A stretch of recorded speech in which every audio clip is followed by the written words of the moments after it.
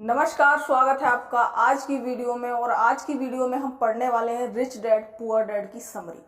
देखिए, समरी तो बहुत सारी है, बहुत तरीके से लोगों ने यूट्यूब पे बताई हुई है, पर मेरी कोशिश रहेगी कि ये जो समरी है ये बेस्ट समरी हो। किस तरीके से कि इसमें जितनी भी इम्पोर्टेंट चीजें हैं वो आपसे मिस ना हो, कहने का मतलब एक भी ना छूटे।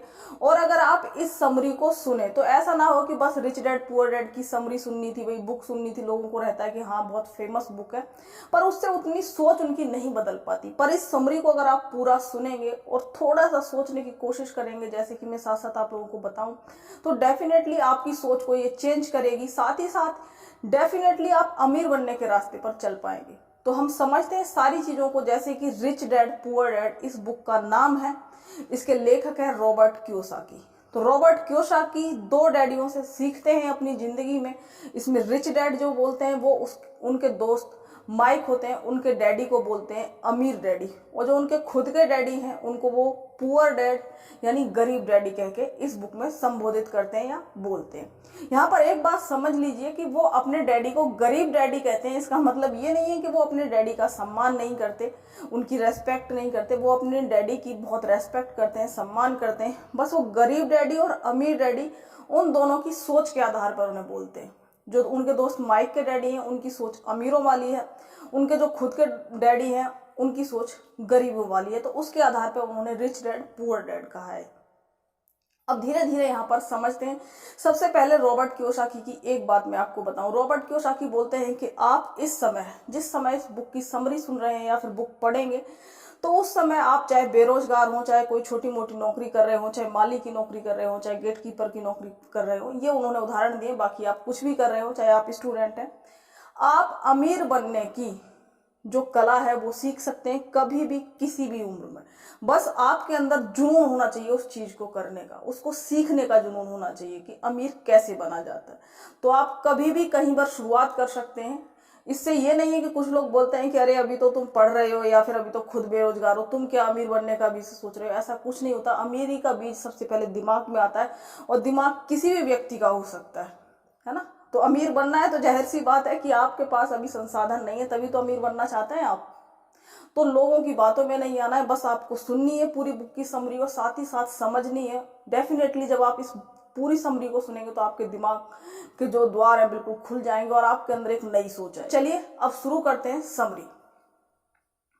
शुरुआत में हम समझते हैं कि जो उनके गरीब डैडी हैं उनकी सोच कैसी है या वो क्या करते थे। सबसे पहले ये समझते हैं कि जो जिन्हें असली डैडी हैं, जो रॉबर्ट कियोसाकी के, वो दरअसल तो उनके जो गरीब डैडी है, असली डैडी हैं, वो पीएचडी किए हुए थे, पीएचडी पास थे। उन्होंने काफी ज्यादा पढ़ाई की थी और वो हवाई जो अमेरिका का एक राज्य है वहां पर शिक्षा प्रमुख थे, यानी बहुत ही बेहतरीन जॉब कर रहे थे। और जो उनके दूसरे डैडी जिन्हें वो अमीर डैडी कहते हैं, वो बिजनेस कर रहे थे अपना। वो इस समय अमीर नहीं बने थे, पर हाँ दोनों के दोनों डैडी अपने परिवार के लिए बहुत ज्यादा मेहनत कर रहे थे, बहुत अच्छा कमा रहे थे और बहुत बढ़िया चीजें थी। शुरुआत की चीज ये बताई गई है कि दोनों लगभग एक जैसी स्थिति में थे, पर दोनों की चीजों में किसमें अंतर था, वो था बस सोच में, कि उनकी पैसों को लेकर गरीब डैडी की सोच कैसी थी और अमीर डैडी की सोच कैसी थी। बस यही अंतर था। पर जो शुरुआत थी उन दोनों की बहुत लगभग सेम ही थी, क्योंकि एक बहुत अच्छी नौकरी कर रहे थे और एक बिजनेस अपना शुरू कर रहे थे। इसके साथ ही कियोसाकी बताते हैं कि सोच की वजह से ही एक डैडी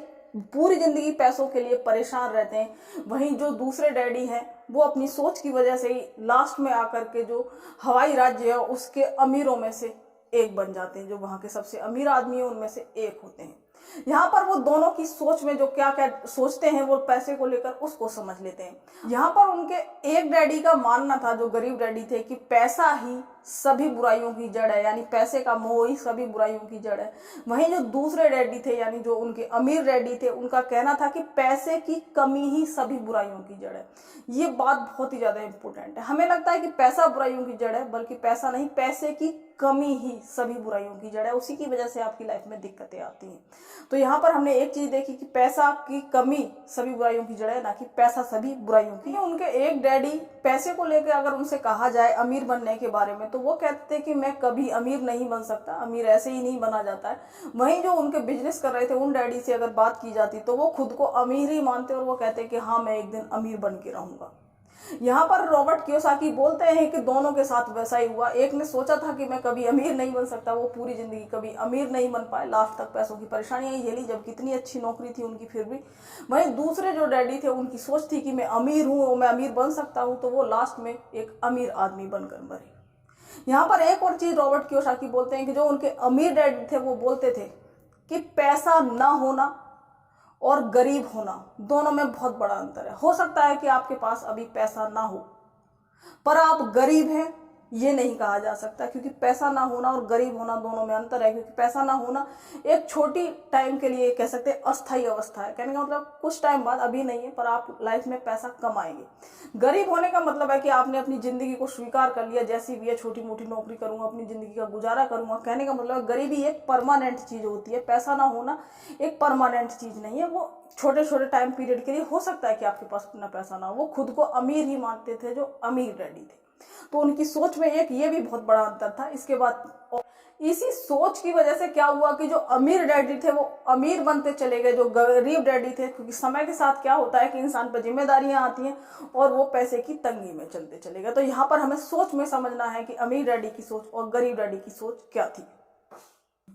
जो गरीब डैडी थे, अगर वो किसी बढ़िया चीज को देखते या किसी चीज को देखते तो वो साफ कहते कि मैं इसे नहीं खरीद सकता। बल्कि अमीर डैडी कहते कि अगर तुम्हें कोई चीज पसंद आती है, तुम्हें लगता है कि ये बहुत बड़ी चीज है, कार, गाड़ी, बंगला, जो भी है, तो तुमको सोचना है कि इसको कैसे खरीदा जा सकता है। दोनों चीजों में अंतर समझते हैं। एक ने कहा कि मैं इसे नहीं खरीद सकता, यानी बात यहीं पर खत्म हो गई, अब आगे सोचने का कोई मतलब नहीं है। एक ने कहा कि भाई मैं ये जानना चाहता हूं कि मैं इसको कैसे खरीद सकता हूँ, कैसे खरीद सकता हूँ। ये सोचते ही क्या होगा कि उसके अंदर ये चीज आएगी, कैसे खरीद सकता हूँ, यानी कहने का मतलब रास्ते खुलेंगे। आप अपने दिमाग को कसरत कराएंगे कि अच्छा ऐसे करके ऐसे पैसा कमाया जा सकता है, ऐसे कमाया जा सकता है। कहने का मतलब सोचने के रास्ते खुलेंगे। तो यही आपसे भी एक सवाल है कि आपको लगता है, अगर मैं आपसे कहूं कि आप अमीर बनना चाहोगे, तो आपके मन में अगर मन में जवाब आता है कि अरे नहीं मैं नहीं बन सकता, तो बात यहीं खत्म हो गई, आगे जाने का कोई मतलब नहीं है। अगर आपके अंदर आता है कि हाँ मैं चाहता हूं, कैसे बन सकते हैं, कैसे आते ही आपके अंदर रास्ते खोजने की, आपका दिमाग सोचेगा, आप चीजों को ढूंढेंगे तो रास्ते मिलेंगे भी। तो वो कहते थे कि हमेशा नए रास्ते ढूंढने की कोशिश करो। इससे क्या होगा कि आपके जो दिमाग है उसकी एक्सरसाइज होगी, आपका दिमाग अलग अलग विचारों को सोचेगा। जब अलग अलग विचारों को सोचेगा तो अलग अलग रास्ते भी खुलेंगे, रास्ते खुलेंगे तो आपको रास्ते मिलेंगे भी और आप मंजिल तक पहुंचेंगे भी। तो ऐसी सोच होनी चाहिए हमारी। यहाँ पर वो बोलते हैं एक डैडी कहते थे कि मैं अमीर नहीं हूँ क्योंकि मुझे अपने बच्चों का पालन पोषण करना पड़ता है, मेरे परिवार के खर्चे हैं। इवन दूसरे डैडी जो अमीर डैडी थे उनकी सोच थी कि मुझे अमीर बनना है ताकि मैं अपने परिवार का पालन पोषण कर सकूं। यहाँ पर थोड़ा समझ लीजिए, बहुत सारे लोगों के पास यही होते हैं कि मुझे परिवार का भार है इसलिए मैं अमीर नहीं बन सकता, ना मेरे पास सोचने के लिए कुछ है, ना समझने के लिए, बस मुझे जल्दी से काम करना है, कुछ कमाना है अपने परिवार के लिए। वहीं जो दूसरे वाले हैं कि हाँ मुझे कमाना है और बहुत सही से कमाना है अपने परिवार के लिए। तो दोनों की सोच में बहुत अंतर आ जाता है। यहाँ पर अक्सर लोगों को लगता है कि परिवार की जो जिम्मेदारियां हैं वो उसे अमीर नहीं बनने दे रही। देखिए जो परिवार की जिम्मेदारियां होती है, आपकी जिम्मेदारियां हैं, आप किसके लिए कमाएंगे, जाहिर सी बात है परिवार के लिए कमाएंगे। अगर आपके पास बहुत सारा पैसा हो और अगर आपका परिवार ना हो जिसपे आप खर्च कर सके तो उस पैसे का क्या फायदा। और अगर आपके पास परिवार है और आपके पास पैसा नहीं है तब भी आप परेशान ही रहेंगे। कहने का मतलब परिवार और पैसा दोनों ही बहुत ज्यादा इंपॉर्टेंट चीज है, दोनों में तालमेल होना चाहिए। तो कहने का मतलब आप अपनी सोच से परिवार की जो जिम्मेदारियां हैं उनको बोझ समझना बंद करिए। उनको ये नहीं कि मुझे अपने परिवार के लिए बस जल्दी से कुछ भी करके कमाना है, ठीक है कमाइए, पर पैसे की सोच डेवलप करते रहिए। वो कैसे आएगी, जब हम बुक्स पढ़ेंगे, नई नई चीजें सुनेंगे, तब जाकर के वो धीरे धीरे विकसित होगी। टाइम के साथ साथ आप उसे कर पाएंगे। रॉबर्ट कियोसाकी बोलते हैं कि उनके गरीब डैडी बोलते हैं कि भाई मैं पैसे में ज्यादा रुचि नहीं रखता, पैसे का बहुत ज्यादा मोह नहीं करता। वहीं पर जो उनके अमीर डैडी थे उनका मानना था कि पैसे में बहुत ज्यादा ताकत होती है और पैसा कमाना सीखना चाहिए हर समय। ऐसा नहीं है कि नहीं भाई पैसे से हमेशा दूर भागो, पैसे को हमेशा बुरा समझो, जैसे कि मैंने शुरुआत में बताया था। एक तरफ उनके डैडी का मानना था कि मुझे पैसे से कोई ज्यादा रुचि नहीं है, ठीक है जितना भी है। दूसरे का मानना था कि पैसे में बहुत ज्यादा ताकत है, क्योंकि अगर पैसा है तो आप अपने परिवार के लिए अच्छी सुविधाएं दे पाएंगे। अगर पैसा है तो आपका स्वास्थ्य अच्छा होगा। मान लीजिए अगर आप कभी बीमार पड़ गए तो अच्छे हॉस्पिटल में इलाज ना करा पाने की वजह से बहुत सारे लोगों को जो है दुनिया छोड़नी पड़ती है। हो सकता है आपके जो प्रियजन हो उनको भी बहुत ज्यादा दिक्कतें हो जाए। तो पैसे में बहुत ताकत है।